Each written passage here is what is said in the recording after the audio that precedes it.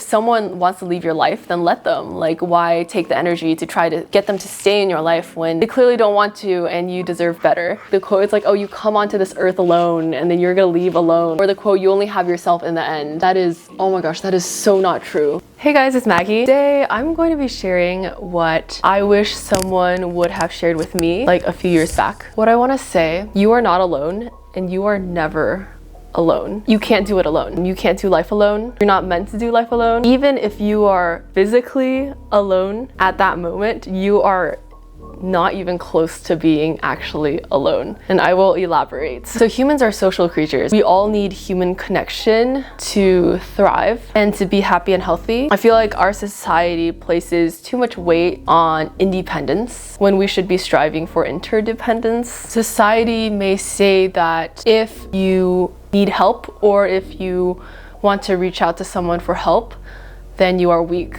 But it's the complete opposite. I think to reach out to other people for help, I think that is a sign of huge strength and self-awareness. I think I would want to tell my younger self that it is very good and very brave of you to reach out for help, and that it is so normal to need the support and connection with other human beings. We are not put onto this earth to be alone. I will elaborate on what I mean by that, but I personally think that we go to this earth to search for and find who we love. I think human beings are all just searching for love, like in all forms. That's what everyone truly desires at the end. I feel like in our society there could be a lot of more superficial or I don't know, materialistic desires, status and things, but I think if you dig below that, deeper down, my guess is that deep down what they actually truly want is love and to be accepted, understood, and supported by other people. I think superficial needs might mask those actual deep and real needs we have of human connection and community. I just want to say that every single thing that you and I do, it's all connected with other people. For instance, even just going about your day-to-day activities. If you go to college, like people that you see on college campus, maybe the barista that you're going to talk to, your mind knows that we are all interconnected, and subconsciously we have that mental community. It doesn't even have to be like a personal, close-knit tribe. We just mentally know that there are other people experiencing this world in real time. Even if a friend is not physically right in front of you to physically support you with something, by them being your friend and you knowing that they are in your life, someone you care about and can trust, I guess it subconsciously brings more meaning to life, or you're looking forward to social interactions, even just minimal day-to-day social interactions, because studies show that even like tiny interactions like saying hi to your neighbor or ordering food at a restaurant, like they contribute to our overall happiness. Mentally, you will always have a community of people with you.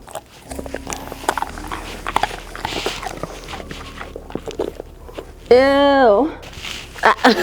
What I've found is that I think in life our soul is searching for family, for people who accept us exactly as we are at the very core, and for people who not only truly understand and truly gets us, but people who love you for exactly who you are. Let's talk about a moment where, let's say you're in a really bad mental state, let's say with like really bad mental health issues, and you really need help.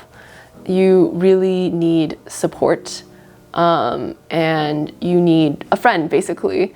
Don't scold or criticize or judge yourself in any way for needing someone in a time like that. In fact, that time when you're at your lowest is when support from other people, true support, is absolutely crucial, and it could honestly save your life. Like if you're in that very low moment, recognize that your choice, your active choice to reach out for help, that is probably the most brave thing you can do. And when a friend sees your pain and provides you with support and helps you and is genuinely there for you, that is honestly just a really important piece of like human connection and vulnerability, because you can know that at your lowest point there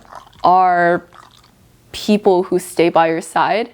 People are in these hardships in life together. Other people with compassion and empathy, even if they may not know exactly what you're feeling, they can relate and empathize with your situation to some level, because we are all human and we have all experienced a huge range of emotions and experiences. I think in our society, we need to be more human. Everyone's reality is just as complex and nuanced as everyone else's. There's like a word like sonder or something. Let's say you're experiencing the opposite perspective. If a person or a friend or anyone comes to you and asks for help, please be there with them and support them. Show them that you care and that they are not alone. Approach what they tell you and choose to share with compassion and love, not with judgment. Basically validate their experiences and show that they are not alone. Also, if you feel like you are very different or you feel like you don't fit in to, I don't know, maybe you don't adhere to societal norms. Like, everyone belongs. Even if you feel like you don't fit in or you feel like you're different from other people, you still belong. You belong in this world. We're all human, and since we're human, no matter the differences, we connect, because we're honestly all the same in the end. But you will especially find specific groups and communities in the world that you really do deeply resonate with. As I said, life is a search for people you love and people who love you. And I think part of that search is finding communities that understand you, whether it's people who share the same interests, passions. Like if you're neurodivergent, other people who are neurodivergent. I have heard the quote. Like the quote is like, oh, you come onto this earth alone and then you're gonna leave alone. Or like, I don't even know, like or the quote, you only have yourself in the end. That is, oh my gosh, that is so not true. Like, I promise you, you do not only have yourself in the end. Like you have, even if some relationships are temporary, even if some of the most close-knit, genuine, important relationships in your life only stay for a season of your life, you are never truly alone.